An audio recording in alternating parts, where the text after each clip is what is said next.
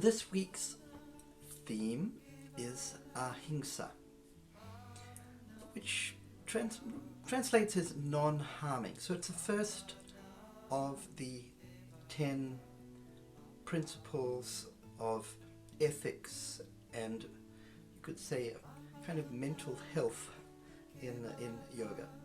Those 10 principles are called Jama and Niyama. There are 2 groups of 5. So non-harming. This is a very important principle or tenet in many spiritual traditions. Probably all of them, I think, is to not harm other people, but not just people, other living things. The problem with it is that it's impossible to do it perfectly, because we actually have to eat something, just eating or just walking. When we walk, we inevitably tread on some little creep bug or something without knowing. Or if we eat, we have to at least eat a plant, so we're harming a plant. But the principle here is to do the minimum harm. So it's one of those things that we can never really do perfectly.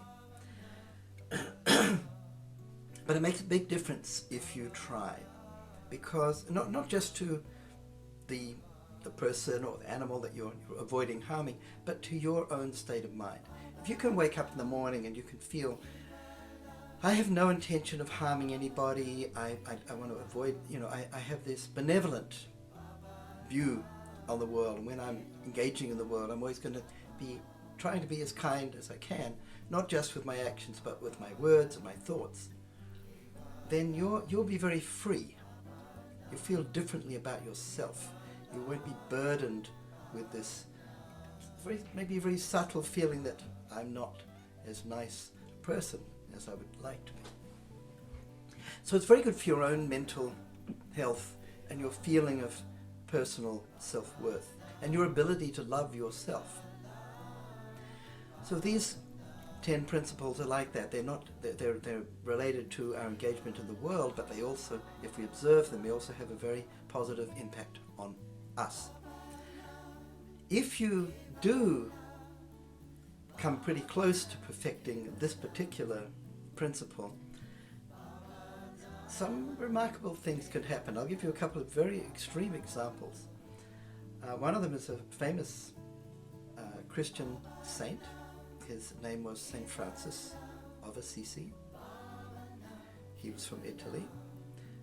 But I live in a place called the San Francisco Bay Area. It's named after St. Francis, San Francisco.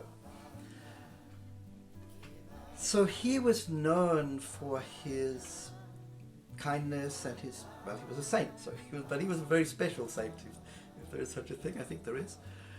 And he had a reputation for having such an aura of kindness and benevolence that even animals and birds were not afraid of him. Often he's depicted in paintings or statues with birds or little animals, squirrels or little animals, he's talking to them, or they're sitting on his shoulder. Like, he had this reputation for being so, not just kind, but having this aura of kindness that animals were not afraid of him. The other example is a Tibetan yogi, Milarepa.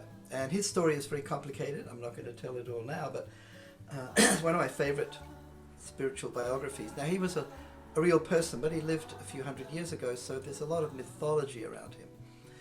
But one story goes like this, that he was a great yogi, and he used to meditate for many hours and very deeply. And one time he was meditating in the forest alone. And then a hunt approached him. There was a deer being pursued by hunting dogs. And the deer was exhausted and it was afraid it was going to die very soon. It was terrified. And they came through the forest, and the deer came running and ran to him and collapsed at his feet and rested its head in his lap.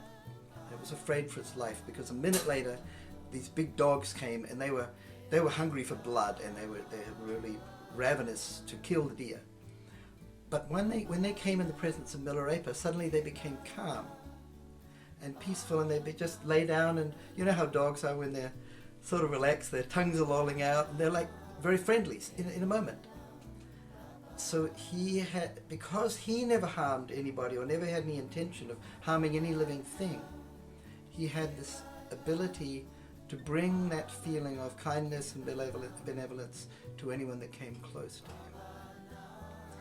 So each of these different principles of Dhyama and Niyama, if you can refine them to a very high degree or bring them near to perfection, they actually give you some special power in a sense. But it's always sort of a power of benevolence, or some sort of very good power that can only be used to benefit others.